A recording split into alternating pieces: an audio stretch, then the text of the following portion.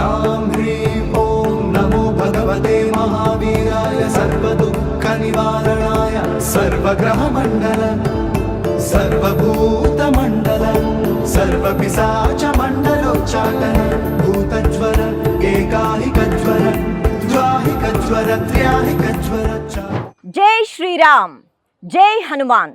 భక్తివన్ ప్రేక్షకులకు నమస్కారం. ముందుగా మీ అందరికీ హనుమత్ జయంతి శుభాకాంక్షలు. జీవితం అన్నాక ఎన్నో సమస్యలు ఉంటాయి. మనసు అన్నాక సమస్యలు తప్పవు. అంటే మనసు అన్నది దీన్ని అదుపు చేసుకోవడం చాలా కష్టం కదా. మన మనసు మన మాట వినదు, చాలా వేగంగా ప్రయాణం చేస్తూ ఉంటుంది. ఈ మనసు మన మాట వినదు కాబట్టి ఎన్నో సమస్యలు. అయితే సమస్యలు అన్నవి ఎలా వస్తాయి? పరిస్థితులు బట్టి కదా వస్తాయి మనం అనుకుంటాం, నిజమే. కానీ కోరికలు అన్నవి పుట్టేవి మనసులోంచి. తృప్తి అన్నది లేకపోవడం మనసు బట్టి ఉంటుంది. కాబట్టి ఈ మనసుని, ఈ ఒక్క మనసుని నియంత్రించుకుంటే ఎంతో అద్భుతం కదా మన జీవితము. అప్పుడు ఉన్నదాంతో ఎంతో తృప్తిగా ఉంటాం, ధర్మం వైపు అడుగులు వేస్తూ ఉంటాం. మనసు కన్నా వేగంగా ఏమైనా ప్రయాణం చేస్తుందా అంటే బహుశా లేదు అని అనుకుంటాం. కానీ ఆంజనేయ స్వామి యొక్క తత్వం ఇది. మనసు కన్నా వేగంగా ఆంజనేయ స్వామి ప్రయాణం చేస్తారు. అందుకే మనోజవం మారుత తుల్య వేగం అని అన్నారు.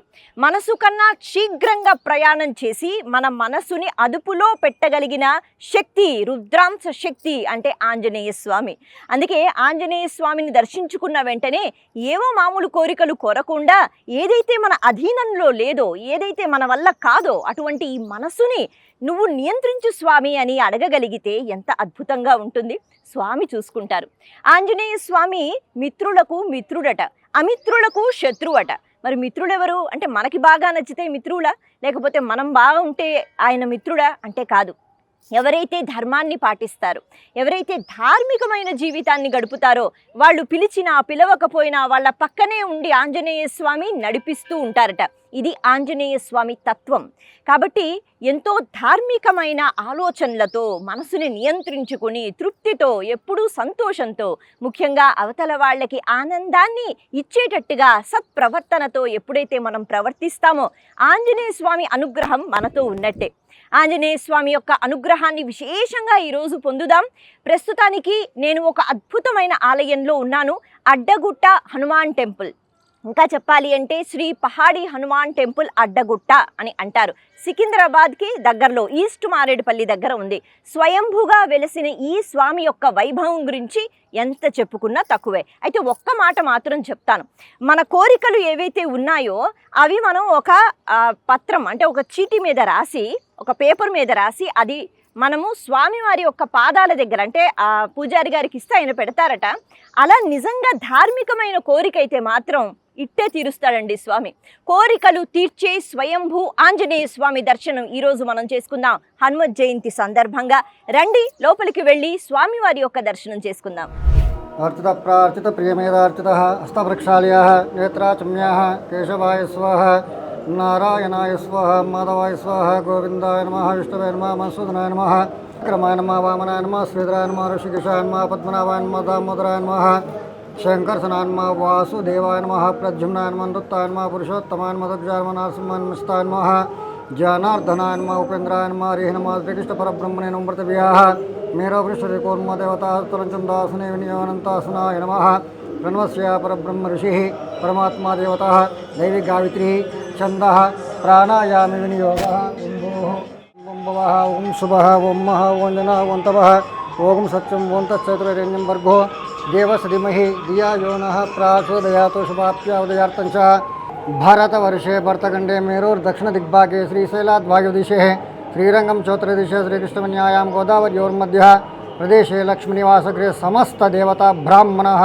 हरिहरसन्निधौ अद्य ब्रह्मण द्वितीय प्रहारार्थे श्वेतवराह कल्पे वैवस्वनमन्त्रे कालीयुगे प्रथमपादे जम्बोद्वीपे वर्तमानेन व्यावहारिकचान्द्रमानेन प्रभवादि षष्ठीसमुद्राणां मध्ये स्वस्तिचान्द्रमानेन पराभावनाम संवत्सरे वैशाखमासे कृष्णपक्षे वसंत ऋतौ उत्तरायणं सर्वदुःखचारिणे नमः सर्वलोकचारिणे नमः मनोजवाय नमः पारिजातधृमस्थायाय नमः सर्वमंत्रात्मिकाय नमः सर्वतंत्रात्मिकाय नमः कपीश्वराय नमः महाकायाय नमः प्रभवे नमः बलसिद्धिकराय नमः सर्वविद्या संप्रदायकाय नमः కపిసేనానాయకాయ నమః భవిష్యచతురనాయ నమః కుమారబ్రహ్మచారిణే నమః రత్నకుండలదీప్తిమతే నమః సంచలద్వాన సన్నద్ధలంబమానశిఖోజ్వలాయ నమః గంధర్వ విద్యాతత్వజ్ఞానపరాక్రమాయ నమః గంధమాదన శైలస్థాయాయ నమః లంకాపుర విదాహకాయ నమః సుగ్రీవ సచివాయ నమః ధీరాయ నమః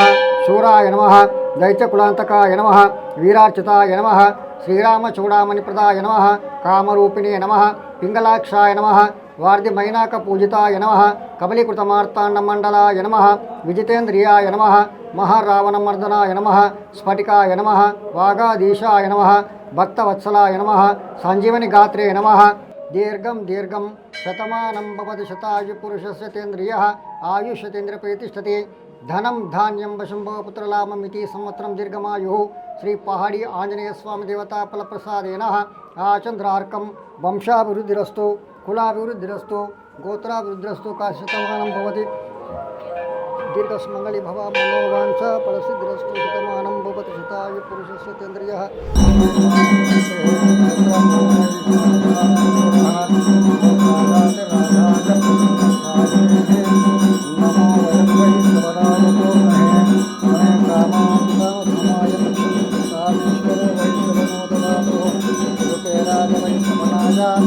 మహారాజాయ నమః ఓం స్వస్తి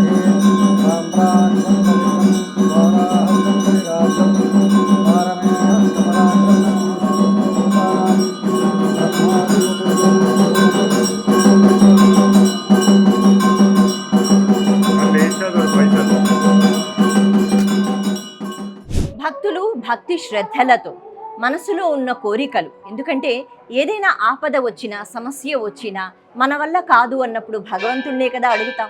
కాబట్టి అలాంటి కోరికలు, ధార్మికమైన కోరికలు ఏవైతే ఉన్నాయో అవి అడగడానికి ఎప్పుడూ మనం ఆలోచించకూడదు. అలాంటి కోరికలు తీర్చే ఈ స్వయంభూ ఆంజనేయ స్వామి ఖచ్చితంగా ఇక్కడ కోరికలు తీరుస్తారు అన్నది నమ్మకం. అందుకే భక్తులు వాళ్ళ మనసులో ఉన్న బాధ, చింత, లేకపోతే కోరిక దీని గురించి తలుచుకుంటూ ఇదిగో ఇలా ముడుపులు కడతారు. ఈ ముడుపులో ఒక చీటీ రాసుకుంటారు. ఎందుకు అంటే వాళ్ళ పేరు, వాళ్ళ గోత్రము, అలాగే వాళ్ళు ఎక్కడి నుంచి వచ్చారు, మళ్ళీ ముడుపులు విప్పుకుని వాళ్ళు చూసుకోవాలి కదా. కాబట్టి లోపల ఒక చీటీ పెట్టుకుంటారు. అలాగే ఒక కొబ్బరికాయ. దీంతో మనం చూస్తున్నట్టుగా ఈ కాషాయ వస్త్రంలో ఇలా కడతారనమాట. వెంటనే కోరికలు తీరుతాయి. కోరిక తీరిన తర్వాత మళ్ళీ ఆలయానికి వచ్చి ఈ ముడుపు తీసి దాన్ని ఇప్పి చూసుకుని వాళ్ళదా కాదా అన్నది ఒక్కసారి చూసుకుని ఆ తర్వాత దీన్ని చెరువులో వేసేస్తారట. ఈ పద్ధతి ఎప్పటి నుంచో ఇక్కడ ఉంది. చాలామంది వస్తూ ఉంటారు, ముడుపులు కడుతూ ఉంటారు. కోరికలన్నీ తీరిన తర్వాత ఆనందంగా, సంతోషంగా స్వామికి నమస్కారం చేసుకుని స్వామి అనుగ్రహాన్ని పొందుతారు. జై శ్రీరామ్. జై శ్రీ పహాడి హనుమాన్. జై శ్రీ పహాడి హనుమాన్కి జై. భక్తి ఛానల్ ఎంతో పేరు ప్రసిద్ధి ఉన్నదని తెలుసు. మరి అదేవిధంగా దీనికి ఈ ఛానల్ ఎండి గారికి మేము వాళ్ళు ఒక దాతలాగా కూడా ఈ టెంపుల్కి ఒక దాత రూపంగా కూడా వాళ్ళు సహాయం చేస్తా అన్నారు. ఇంకా ముందు వాళ్ళు పెద్ద ఎత్తున సహాయం కూడా చేస్తా అన్నారు. మరి నేను చెప్పేది ఏంటంటే ఈ ఛానల్ వాళ్ళకి కూడా మా శ్రీ పహాడి హనుమాన్ దేవాలయం ఒక్క విశిష్టత, ప్రాముఖ్యత, పురాతన అన్నీ వాళ్ళకు తెలుపుతాను. అదేవిధంగా వాళ్లకు, వాళ్ళ కుటుంబీకులకు, వాళ్ళ అందరికీ, వాళ్ళ స్టాఫ్కి, ప్రతి ఒక్కరికి వాళ్ళకు మా పహాడి హనుమాన్ యొక్క దీవెనలు ఉండాలని కోరుకుంటున్నాను. ఎల్లవేళలా వాళ్ళ పిల్లల చదువులే కానీ, ఉద్యోగాలే కానీ, ఏదైనా మా శ్రీ పహాడి హనుమాన్ వాళ్ళకు ఎప్పుడు బ్లెస్సింగ్స్ ఉండాలని కోరుతున్నాను. ఇప్పుడు ఈ ఆలయం యొక్క విశిష్టత చెప్పాలంటే ఇది అతి పురాతనమైన దేవాలయం. దీని చరిత్ర ఒక 400 సంవత్సరాల క్రితం చరిత్ర ఉందండి. ఈ ఆలయం విస్తీర్ణత వచ్చి 14 ఎకరాలు. ఇప్పుడు ప్రస్తుతం మాత్రం 5.5 ఎకరాలు మిగిలిందండి. మరి మిగతాదంతా కొంచెం కాలక్రమంగా మరి ఇక్కడ ఉండేవాళ్ళు కానివ్వండి, వాళ్ళని కొంచెం ఎంక్రోచెస్ చేయడం జరిగింది. మరి ఇప్పుడు ఉన్న ఈ 5.5 ఎకరాలని మరి ఎండోమెంటల్ వాళ్ళు కాపాడుతున్నారండి. మరి మీ ఛానల్ ద్వారా మేము కోరుకునేది ఏంటంటే మరి ఈ దేవుని భూమి మరి దీనికంతా ఒక ఫెన్సింగ్ వేసి చక్కగా ఒక ఎట్లా అంటే మన బిర్లా మందిర్ లాగానో మరి ఒక మంచి యాదగిరిగుట్ట లాగానో ఒక పెద్ద దైవక్షేత్రంగా కావాలని మీ ఛానల్ నుంచి మేము కోరుకుంటున్నామండి. మరి మీరు ఈ సమయాన్ని ఇచ్చి మా టెంపుల్కి రావడం చాలా గొప్ప విశేషం అండి. మరి ఇంకా ఇంట్లో ఈ టెంపుల్లో చెప్పాలంటే మేము పూజల కోసం చెప్పాలంటే ప్రతి మంగళవారము శనివారము ఇక్కడ అన్ని పూజలు ఆకుపూజ వడమాల అభిషేకాలు అన్నీ జరుగుతాయండి. ఇంకా విశిష్టతగా ఏంటంటే 108 టైమ్స్ ఇక్కడ మంగళవారం ప్రతి మంగళవారం 6 నుంచి 7:30 వరకు మరి ప్రదక్షిణాలు చేయడం జరుగుతుందండి. మరి ఇవన్నీ దీనికి ఉపాయాలయంగా మన గణపతి దేవాలయము మరి విఠలేశ్వర స్వామి దేవాలయం ఉన్నదండి. మరి ఇక్కడ ఉండే స్థానికులు కానివ్వండి మరి పార్టీలకు అతీతంగా ప్రతి ఒక్కరూ ఈ దేవాలయాన్ని విచ్చేస్తుండారండి. మరి దీనికి డెవలప్మెంట్కి కూడా ప్రతి ఒక్కరు ఇలా సహకారం ఉందండి. ముందుగా మనం చెప్పుకోవాలంటే దాతలు చాలామంది ముంగట్టుకు వచ్చారండి. మరి ఈ దాతల ద్వారానే మనం ఇలా చేయగలిగినామండి. మరి మీ ఛానల్ ఇచ్చిన ఈ అవకాశానికి నేను కృతజ్ఞత చెప్తూ జై శ్రీరామ్, జై శ్రీరామ్, జై శ్రీరామ్, జై శ్రీరామ్. అందరికీ కూడా హనుమత్ జయంతి శుభాకాంక్షలు. ఈరోజు మనందరము కూడా మన భాగ్యనగరంలో సికింద్రాబాద్ రైలు నిలయం వెనకాతల సుభాష్ చంద్రబోస్ స్టాచ్యూ దగ్గర ఉన్నటువంటి ఈ యొక్క పురాణితమైనటువంటి 400 సంవత్సరాల పురాణితమైనటువంటి పహాడీ హనుమాన్ దేవాలయంలో ఈ హనుమత్ జయంతి సందర్భంగా 108 ప్రదక్షిణాలు చేయడం జరిగింది. ఇది ప్రతి మంగళవారము కూడా మనందరము కూడా సుమారు ఒక 16 సంవత్సరాలుగా మనం నిర్వహిస్తున్నాం ఇది. కాబట్టి ఈ ఆంజనేయ స్వామి అనేది కొండ మీద రావి చెట్టు నీడలో దక్షిణ దిశగా ఒక్క నేత్రంతో ఆయన స్వయంభూగా తెలిసినటువంటి ఆలయము ఎంతో ఎంతో అద్భుతంగా ఉంటుంది. ఈ చుట్టుపక్కల చూసినా కానీ ఈ పక్షుల కేలింతలు ఎంతో చక్కగా ఎక్కడెక్కడి నుంచి వస్తాయో తెలీదు. రామచిలకలు కనిపిస్తూ ఉంటాయి, ఎంతో ఆ చిలకల చప్పులు అనిపిస్తూ ఉంటాయి. అటువంటి ఆలయం ఇంత ప్రశాంతంగా ఇంత సిటీ మధ్యలో ఉండడం అనేది చాలా చాలా అరుదు. కాబట్టి ప్రతి ఒక్కరూ కూడా మీకు వీలైనంత మటుకు రండి. సాయం సంధ్యా వేళ ఈ ఆలయంలో గనక ప్రదక్షిణాలు చేసి ఆవు నెయ్యితో దీపం వెలిగించిన ఉదయం అంటే సూర్యోదయానికి ముందు ఎవరైతే ఈ రావి చెట్టు చుట్టూ ప్రదక్షిణాలు చేస్తున్న వారిలో ఒక అర అనేది బాగా పెరుగుతుందా, చాలా చాలా పెరుగుతుంది. కాబట్టి ఏమన్నా కానీ అపమృత్యు దోషం ఉన్నా కానీ తొలగిపోయేటువంటి శక్తి ఈ ఆలయానికి ఉంది. కాబట్టి యావత్ భక్తులందరూ కూడా వీలైనంత మట్టుకు ఈ మంగళవారం ప్రదక్షిణాల్లో పాల్గొని స్వామివారి కృపకి పాత్ర అవ్వాలని కోరుకుంటూ మరొక్కసారి హనుమత్ జయంతి అనగానే అందరికీ కూడా ఆశ్చర్యం అనమాట, ఏంటి 2 సార్లు ఎలా వస్తుంది అనేసి. ఇది ఎలాగంటేనండి, శ్రీరామనవమి తర్వాత వచ్చేటువంటి యొక్క పూర్ణిమ అంటే 5వ రోజు 6వ రోజు వస్తుందన్నమాట. ఆ పూర్ణిమ రోజున హనుమద్ విజయోత్సవం అని చెప్తారనమాట. ఆ విజయోత్సవం సందర్భంగా ఆంజనేయ స్వామి జెండా పట్టుకుని మనందరం కూడా జై శ్రీరామ్ అంటే వెళ్తారనమాట. సో వీరాంజనేయ స్వామికి విజయ యాత్ర అని నిర్వహిస్తూ ఉంటారు.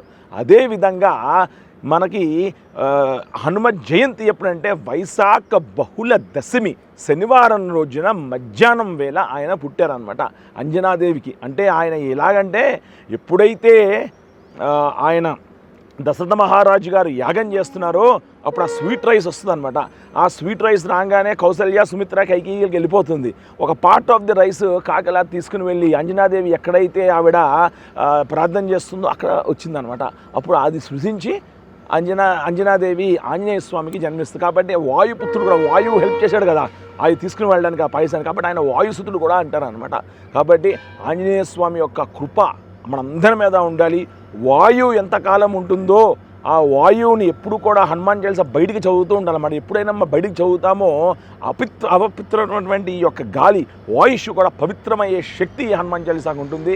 యావత్ భక్తులందరికీ కూడా మరొక్కసారి హనుమత్ జయంతి శుభాకాంక్షలు తెలియజేస్తూ అనేక మంగళ శాసనాలు తెలియజేస్తూ జై శ్రీరామ్, జై హనుమాన్, జై గోమాత, జై సనాతన హైందవ ధర్మం. జై శ్రీరామ్.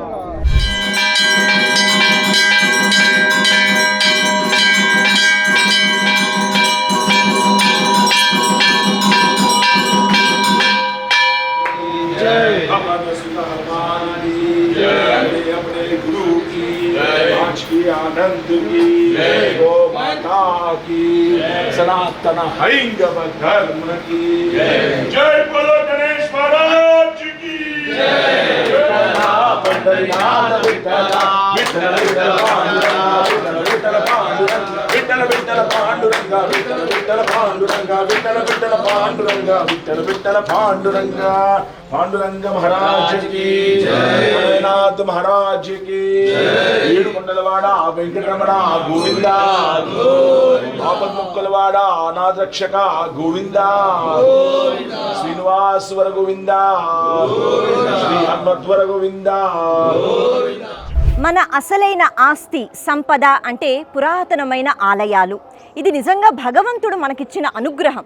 ఆ ఆలయంలో భగవంతుడు ఉన్నాడు ఇప్పటికీ. భక్తి శ్రద్ధలతో ఒక నమస్కారం చేసుకుంటే చక్కగా కాపాడుతూ ఉంటాడు. కలియుగంలో మనందరికీ కలిగిన అదృష్టం ఇది, సౌభాగ్యం ఇది.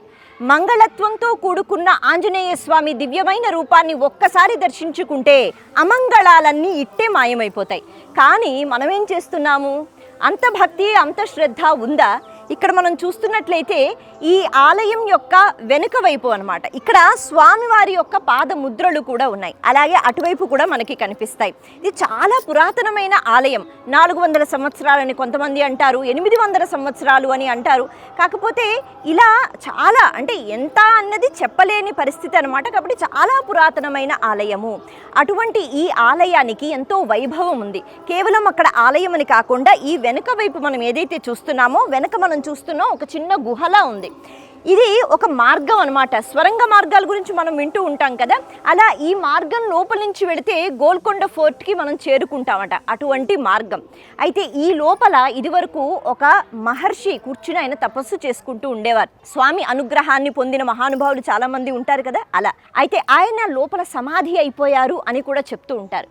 ఇదే కాకుండా లోపల స్వామివారి ఒక అద్భుతమైన విగ్రహం ఉండేది అని కూడా చెప్తారు. ఇప్పుడు మనకి కనిపించదు. అయితే పూర్వం ఈ వైభవం తెలుసుకున్న ఆర్కియాలజీ డిపార్ట్మెంట్ వాళ్ళు ఇక్కడికి రావడము, ఒక గేటు అన్నది నిర్మించటము, ఏదో సదుపాయం చేసి వాళ్ళు వెళ్ళిపోయారు. కానీ ఇప్పుడు మనం చూస్తున్నాము దీని అవస్థ ఎలా ఉందో. ఇటువంటి దుస్థితిలో మనం ఉన్నాం. మన పురాతనమైన ఆలయాలని మనం కాపాడుకోవాలి కదా. ఇది చాలా ముఖ్యమైన స్థలం, ఆలయానికి సంబంధించిందే. కాకపోతే ఇప్పుడు ఈ స్థలం ఇలా ఉంది. బ్రహ్మ ఋషులు మహర్షులు వాళ్ళు తపస్సు చేశారంటే ప్రదేశానికి ఎంతో శక్తి ఉంటుంది. అక్కడ ఒక్క నిమిషం నించున్నా వాళ్ళ శక్తి మనకి చక్కగా వస్తుంది, మనలో మంచి భావాలు ఉంటాయి. కానీ ఇక్కడ నించునే పరిస్థితి కూడా మనకి ఇప్పుడు లేదు. అలా ఉంది ఇక్కడ పరిస్థితి. మొత్తం అంతా చెత్త వేసేసారు, మీరు చూస్తున్నారు. కాబట్టి ఇలా కాకుండా మన సంపద, మన ఆస్తి, అసలు ఎప్పటికీ తరగని సంపద మన దగ్గర ఉన్నప్పుడు దాని మీద కొద్దిగా ధ్యాస పెట్టవలసిన అవసరం కూడా మనందరిపైన ఉంది. ఆ బాధ్యత మనందరిపైన ఉంది. ఇక్కడి నుంచైనా స్వామివారి యొక్క అనుగ్రహాన్ని ఇలా కూడా మనం పొందవచ్చు. ఆ పొందే ప్రయత్నమే మనం చేస్తున్నాం. ఓం హ్రాం హ్రీం ఓం నమో భగవతే మహావీరాయ సర్వదుఃఖ నివారణాయ సర్వగ్రహ మండల సర్వభూత మండల సర్వపిశాచ మండలోచ్చాటన భూతజ్వర ఏకాహిక జ్వర ద్వాహిక జ్వర త్ర్యాహిక జ్వర